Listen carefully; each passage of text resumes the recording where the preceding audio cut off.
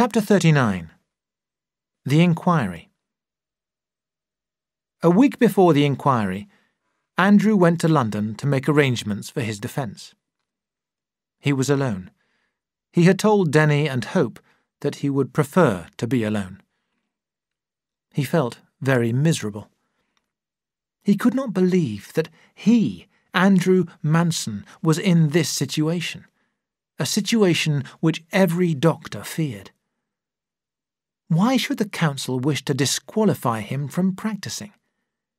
He had done nothing shameful. In fact, he had done something that deserved praise. He had cured Mary Boland. A lawyer named Hopper, suggested by Denny, agreed to defend Andrew at the inquiry. Andrew considered Hopper a weak, stupid man, and they nearly had a quarrel at their first meeting. Andrew wanted to ask Sir Robert Abbey, his only influential friend in London, to help him. But Hopper objected to this because Abbey was a member of the General Medical Council. The lawyer also refused to allow Andrew to call Stillman as a witness because he was afraid that Stillman's presence might anger the members of the council. "What does that matter?" Andrew cried. "I haven't done anything wrong. I'm not ashamed of my actions. I want the council to know the truth. I want to prove to them that I saved this girl's life by sending her to Stillman, that my action was right and wise." "Dr. Manson," Hopper cried, "I warn you not to talk like that at the inquiry. If you address the council in that manner, they will certainly disqualify you. I advise you to say as little as possible. Simply answer their questions." Andrew realised that he must try to control his feelings. On the evening before the inquiry, while out for a walk, Andrew came to the open doorway of a church.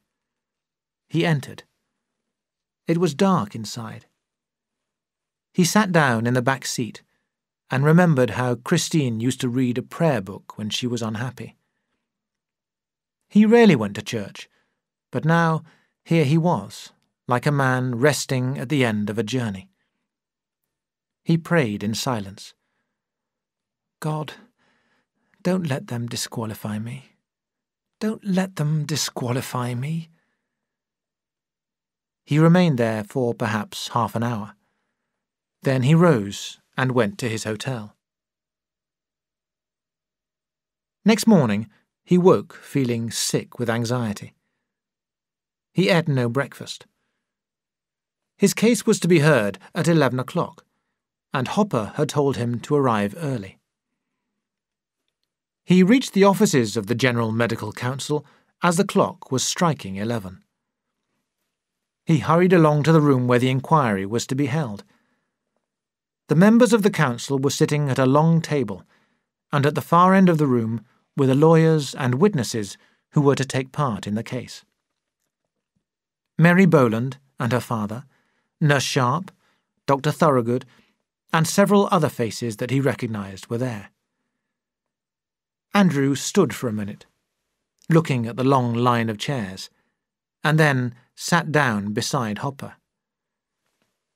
"I thought that I told you to be early," the lawyer said. Andrew did not answer. The inquiry began immediately. Mr. Boone, the lawyer employed by the doctors taking the action against Andrew, read out the charge against him.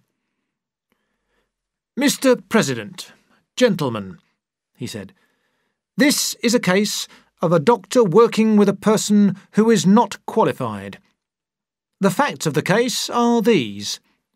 The patient, Mary Boland, was admitted to the Victoria Chest Hospital on the 18th of July.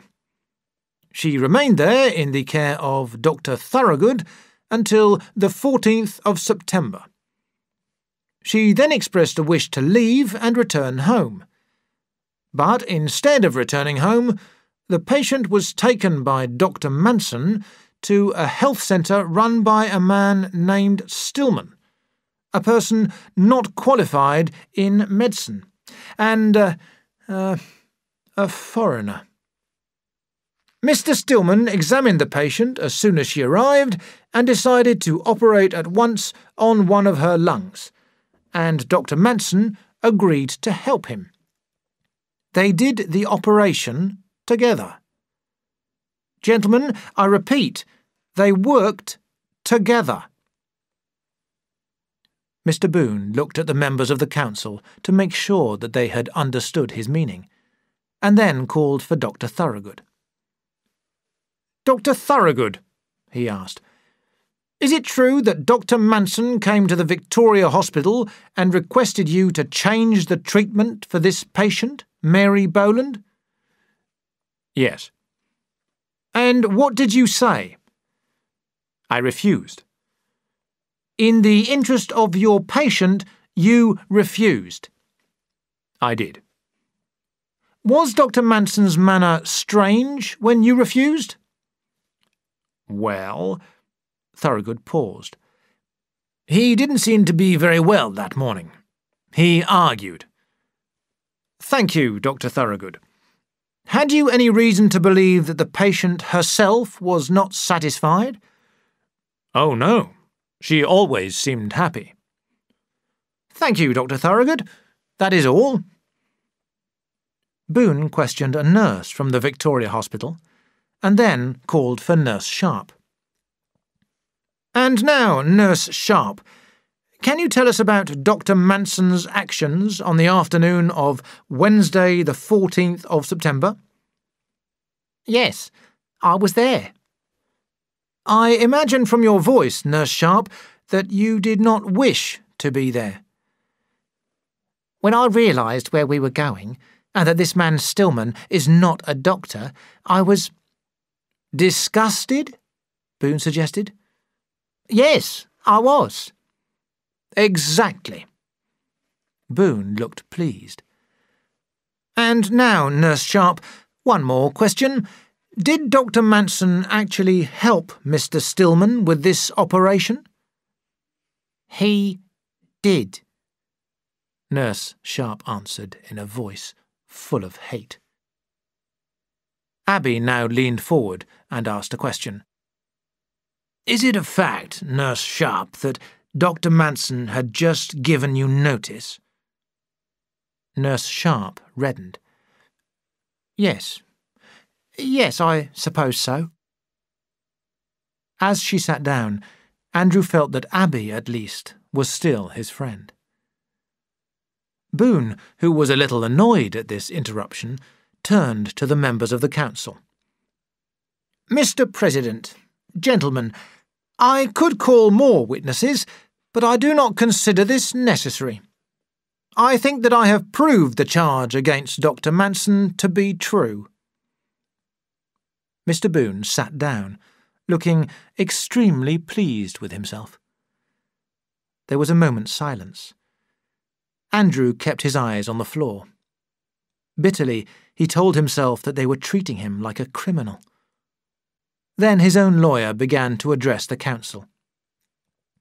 Hopper seemed awkward. His face was red, and he began to cough. He said, I admit the truth of this charge, but my friend Mr. Boone was not quite fair to Dr. Manson. He did not mention that Miss Boland was Dr. Manson's own patient before she was in the care of Dr. Thorogood. Dr. Manson had a special interest in this case. I admit that Dr. Manson's action in taking her away from the Victoria Hospital was quite wrong, but he was not dishonourable, and he certainly had no wish to offend against the medical laws. He did not agree with Dr. Thorogood's treatment, and therefore decided to make other arrangements for the care of his patient. Hopper then called Mary Boland. Miss Boland, he asked, did you find any cause of complaint while you were at Mr. Stillman's hospital? Oh, no, certainly not. Your health didn't get worse? No, I got much better. Thank you, that is all, Hopper said quickly. I will now call Dr. Manson. Andrew stood up, conscious that every eye was directed towards him. He was pale and tired. Hopper addressed him. Dr. Manson, did you receive any money from Mr. Stillman? None. Did you intend to do harm to Dr. Thorogood by your actions? No, certainly not. We were good friends. I simply did not agree with his opinions about this case. Exactly. You can tell the council honestly that you did not mean to offend against the medical laws. That is the truth. Hopper, who had worried about calling Andrew as a witness in case he should say too much, dismissed him with a feeling of relief. Then Boone suddenly jumped to his feet and began to question Andrew. Dr. Manson, you say that you did not mean to offend against the medical laws, but you knew that Mr. Stillman was not qualified, didn't you? Andrew looked at him coldly. Yes, I knew that he was not a doctor. I see. And that didn't stop you from sending a patient to him? No, it did not. Andrew was angry. He took a deep breath. Mr. Boone, I've listened to you asking questions. Now, I will ask you one. Have you heard of Louis Pasteur? Boone was surprised at the question. Yes, of course. Everyone has heard of him. Exactly. Everyone has heard of him. Well, Mr. Boone, do you realize that Louis Pasteur, the greatest name in scientific medicine, was not a doctor? Nor were many other famous names in medicine. Perhaps this will show you that every man who hasn't got a medical degree isn't necessarily a criminal or a fool. Silence. Every member of the council sat up. Abby looked at Andrew with a friendly expression. Hopper looked embarrassed. Boone was annoyed. Yes, but those men had rare qualities, said Boone. Surely you don't compare Stillman with them? Why not? Those men had a long struggle before they became famous. Stillman has done more for medicine than thousands of men with degrees, far more than these doctors who drive about in expensive cars and charge high prices for their services. Stillman is a great man. He's done more for the cure of tuberculosis than any doctor in this country. His words caused surprise throughout the courtroom. Mary Boland looked at him with admiration. Hopper slowly and sadly began to put away his papers, feeling certain that Andrew had lost his case. The president spoke. Do you really mean what you are saying, Dr. Manson? I do, Andrew said firmly. He was determined to express his opinions. If they were going to disqualify him, he would give them cause to do so. He continued, There are a great many things wrong with our profession, and it's time that we tried to correct them. Doctors are not trained properly. They learn only the basis of medicine at the medical schools.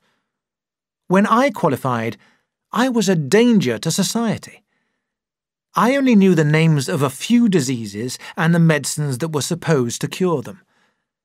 I've learned nearly everything that I now know about medicine since I left medical school. But how many doctors study when they are running a practice? Very few.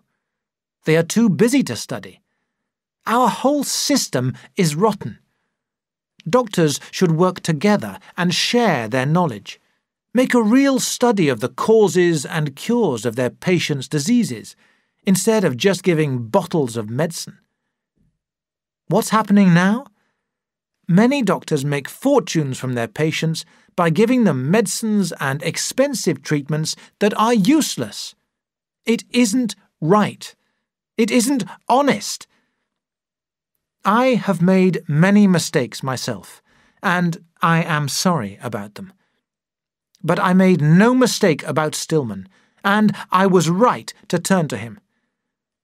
I ask you to look at Mary Boland. When she went to Stillman, she was dangerously ill. Now she's cured. Judge my actions by that. Andrew sat down. For a minute there was silence. Then the President ordered everyone to leave the room.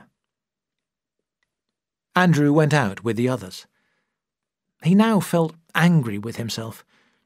He wished that he had controlled his feelings and had not spoken in that manner.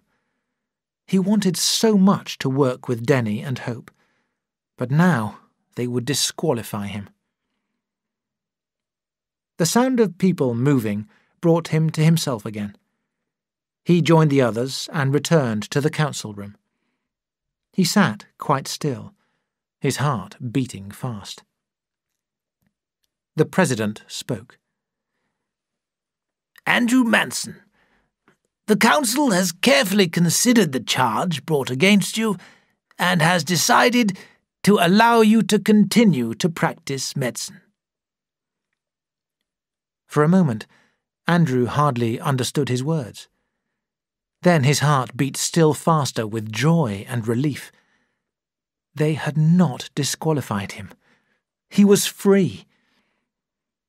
He raised his head and looked at the members of the council.